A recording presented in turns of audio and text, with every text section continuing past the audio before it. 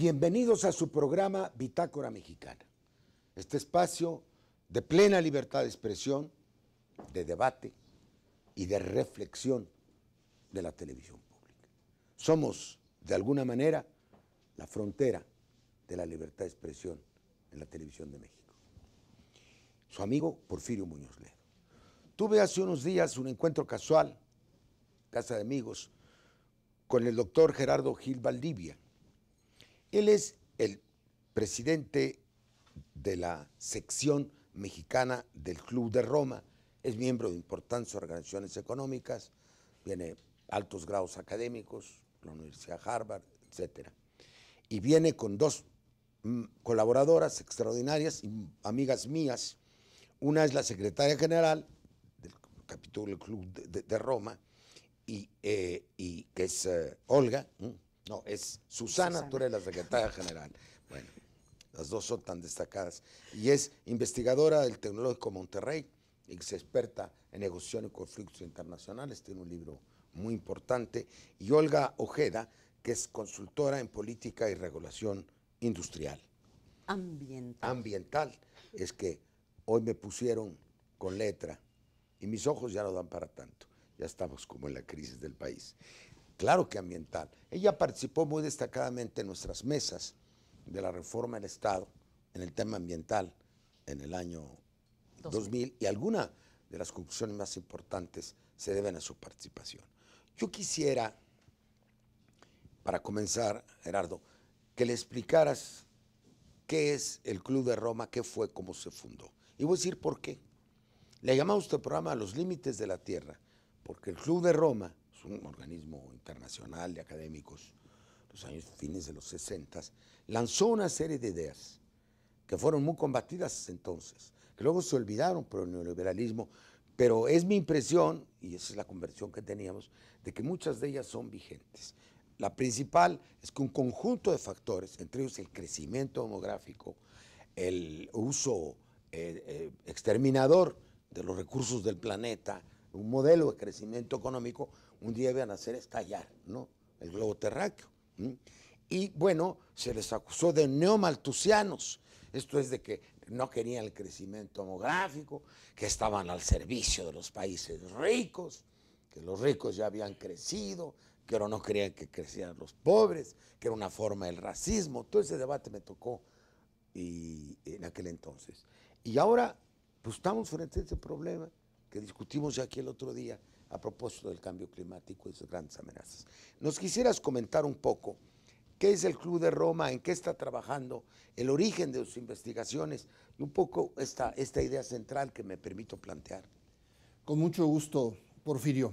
En primer término, agradecerte antes que nada tu invitación a participar en la discusión de un conjunto de temas que entraña la agenda del Club de Roma, que son determinantes para el futuro de la humanidad y del planeta y que son determinantes para la articulación de un proyecto de nación con visión de largo plazo en México. El Club de Roma surge en 1968 a iniciativa de un consultor de empresas, ex ejecutivo corporativo muy importante, Aurelio Peccei, que convoca a un buen número de estadistas, empresarios, diplomáticos. ¿Qué año sería? Y científicos. 68. 68. Coincidente con la contracultura, muy importante. Claro. Y se reúnen para discutir sin criterios ideológicos de partido, sin intereses corporativos directos, el futuro de la humanidad con una visión de largo plazo, preocupados por lo que muchos perciben como una serie de problemas sin solución en el que está cayendo el planeta, derivado de las lógicas particulares de los intereses concretos que están rigiendo el mundo. ¿Empresarios de qué tipo? Es interesante. Mira, que empresarios que no están metidos en la sobreexplotación del medio ambiente, claro, si no, no harían eso. Claro, ¿de qué tipo? Muchos empresarios industriales, muchos empresarios comerciales y financieros, sobre todo europeos. Convocan a gente de todo el mundo y reúnen a 100 personas de todo el mundo, deciden hacer un proyecto de análisis multisectorial e interdisciplinario y con visión de largo plazo. Y lo primero que encargan es un estudio sobre los predicamentos de la humanidad al Instituto Tecnológico de Massachusetts. Se encarga de hacerlo la Escuela Sloan de Administración del MIT, donde un grupo de doctores en ingeniería, dirigidos por Jay Forrester, habían diseñado la dinámica de sistemas para problemas industriales y problemas de ingeniería, y tratan de aplicar esa metodología a la solución de los problemas globales. Lo primero que hacen es conseguir un financiamiento incondicional para el desarrollo del estudio.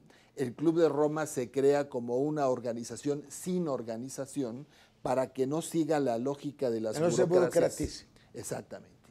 Y entonces seleccionan 12 temas, eligen a 12 grupos de científicos de todo el mundo, hacen proyectos. Esos son los capítulos.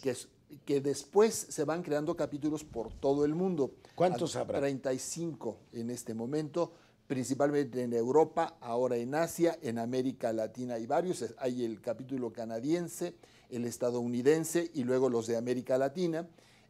México, Brasil han sido los más importantes. Y en este momento Brasil está tomando un dinamismo impactante en esto como en tantas otras cosas. El doctor Helio Yaguribe, gran amigo mío. Helio Yaguribe, gran amigo nuestro. Fue el promotor original, y en México nuestro muy llorado doctor Víctor Urquidi, que hay que rendirle un homenaje. Por supuesto. Como tenemos que rotar la pelota por el tiempo, vamos a seguir la misma conversión. Como tú eres la secretaria general, si tú me permites, ¿por qué no sigues la explicación?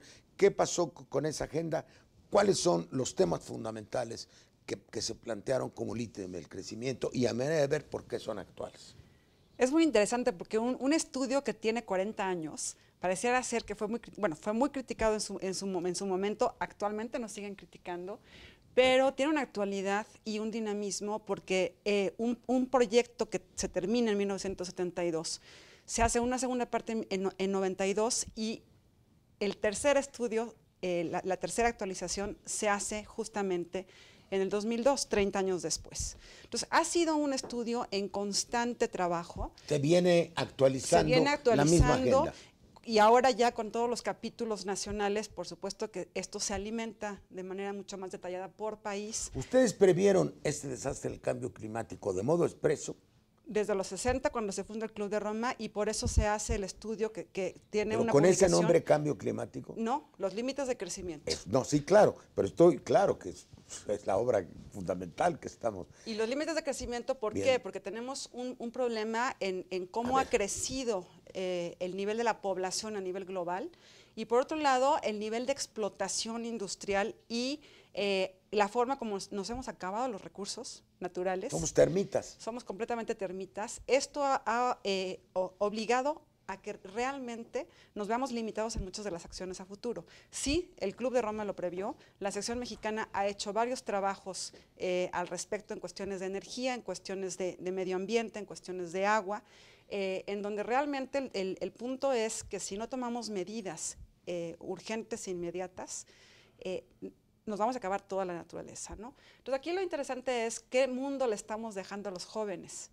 y qué mundo nosotros vimos desde 30 años atrás, en donde realmente me permito decir que hay una falta de voluntad política a nivel global. Entonces, no hay gobernanza mundial. No hay una gobernanza mundial que permita tomar las medidas y acordar que esto es un problema de magnitud más allá de lo individual y de los intereses personales. Hay límites de la Tierra. Déjame pensar en ciencia ficción, pero ahora ya las películas ya nos acostumbraron a ver el año 2000 y la hay de otro planeta, y ahora Avatar es lo que está de moda y que se van a otro planeta. ¿Cuántas películas recientes? Yo veo muchas de ellas porque voy con mi hijita generalmente al cine, le gustan las películas de ciencia ficción. Yo creo que en este año he visto 6 u 8 que tienen que ver con la distribución del planeta Tierra, ¿sí? De que hay un momento en que tenemos que migrar a otros planetas y mandar a las gentes a que funden civilizaciones distintas. Pues esto puede parecer frívolo, pero no lo es. Está creando un subconsciente colectivo de que aguas. Me preocupa, y le voy a preguntar a Olga, he estado hablando, después de que estuve en Copenhague, del programa que tuvimos, he estado hablando con gente que han estado en una negociación, y una de las cosas que más me han preocupado, para ver la ecuación de los términos, reducción de las emisiones, traslado de fondos a los países en desarrollo, vieja historia de que quienes tienen más culpa deben pagar más. Ahora ya dijeron las autoridades mexicanas que aquí no hay culpas, pues cómo no las hay. Pero me dijeron algo, una gente muy calificada, que en el fondo lo que más acento están poniendo es en el tema de la adaptación. Tú eres experta, súper experta en medio ambiente. Entendiendo, hay fondos preventivos, hay fondos para evitar la deforestación, pero la adaptación quiere decir, para paliar los desastres, en el fondo, es decir, nos vamos a acomodar a lo que de todas maneras va a ocurrir. Claro que eso es previsor, de todas maneras se van a hundir las islas, de todas maneras se van a... Entonces, el tema de la adaptación está tomando una importancia tan grande que el otro día, que después de la conversación puse a pensar, en el fondo ya aceptamos la catástrofe, pero estamos viendo ya la estación de bomberos, ya no evitar el fuego, sino multiplicar las estaciones de bomberos. ¿Es correcta mi apreciación, Olga? Sí, estoy totalmente de acuerdo. He estado escuchando lo que han estado discutiendo y antes de ir directamente a la respuesta me gustaría hacer un comentario. La publicación de los límites de crecimiento no solamente fue criticada, o se dejó de lado por la ideología neoliberal, también el marxismo. El marxismo se opuso radicalmente a los supuestos de la teoría del límite de crecimiento. Izquierdas y derechas. Izquierdas y derechas, sí, simplemente. Ahora, ¿cómo funciona este modelo y por qué me parece que sí es relevante en términos de la discusión del cambio climático?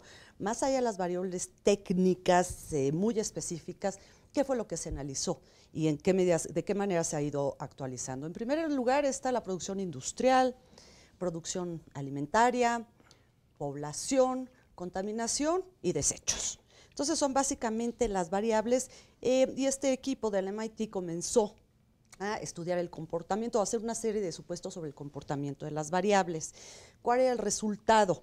Que si seguíamos como vamos, de acuerdo al status quo, iba a haber un momento a mediados de siglo, de este siglo precisamente, en donde se iba a ver lo que se llama un overshoot ecológico, donde se iba a sobrepasar la capacidad de carga de los ecosistemas. Una pregunta, terrestres. ¿Vamos peor que como íbamos o vamos igual? Tú dices, Bueno. si seguíamos por el mismo camino, ¿lo corregimos algo en este periodo del 78 para acá o lo empeoramos? Claro. Es una pregunta importante. Exactamente. ¿Se corrigió algo o se empeoró? No se ha corregido como se empeoró más bien. Se ha empeorado en todos los rubros. La biodiversidad nos la estamos terminando, las tasas de deforestación también, la tasa de crecimiento de los desechos y sin embargo todas estas variables o todos estos problemas no nos están mostrando necesariamente que nos estamos acercando a una catástrofe, más bien tiene expresión regional de manera diferenciada.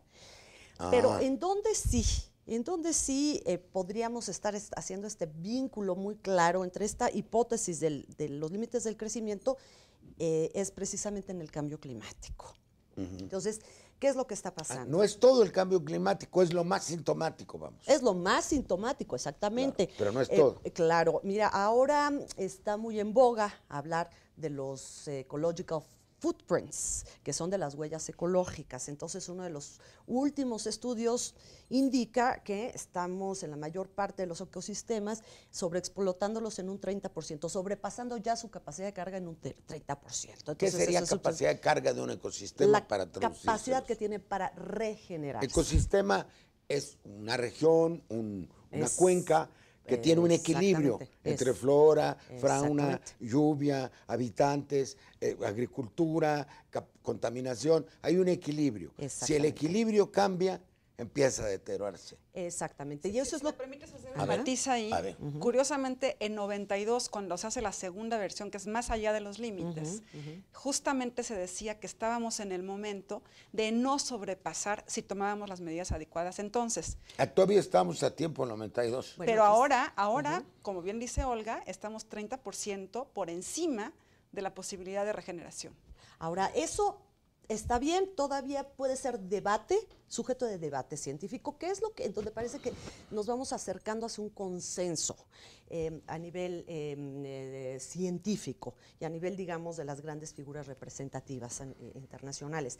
Es el hecho de que si sobrepasamos el 2% de incremento climático, de incremento de temperaturas en la atmósfera, entonces sí estaríamos ya en un momento en donde nos estaríamos enfrentando a una interferencia antropogénica irreversible en el sistema Perdón, climático. para nuestra gente, porque se nos fue. Interferencia antropogénica irreversible. Me lo tienes que traducir para nuestro Exactamente. público. ¿Qué Bueno, quiere decir? Está bien. Antropogénica quiere decir que es originada por el hombre. Básicamente Por el hombre y por la mujer, ahí ya es genérico. No, absolutamente, la humanidad. ¿verdad? Sí, en esto no estamos siendo No, suficientemente. claro, no, pero es que las no mujeres estamos dando aceptan que se énfasis a hable las de hombre, mujeres, a veces, ¿verdad? y a veces no aceptan. Claro. Digámonos Seres humanos. Claro. ¿Ya? Responsables, igual que ustedes. Hoy nos están llamando a otro bloque, si no se nos acaban. Creo que vamos en cosas muy interesantes. Vamos a seguir rotando la pelota para ir redondeando esta fase inicial de la presentación.